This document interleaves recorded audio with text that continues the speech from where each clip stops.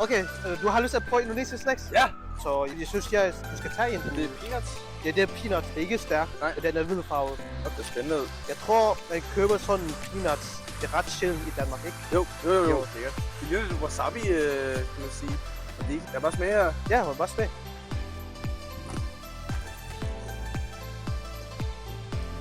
Den vil du bedømme fra et Vi giver den 7,5. 7,5. Hvorfor? 7,5, fordi den er god smag. Man kan smage peanutten, men den mangler lidt krydderi ude på. Tror du, at den med mindre krydderier? Ja, det er det. Er det noget, der kører i? Ja, det smager meget godt.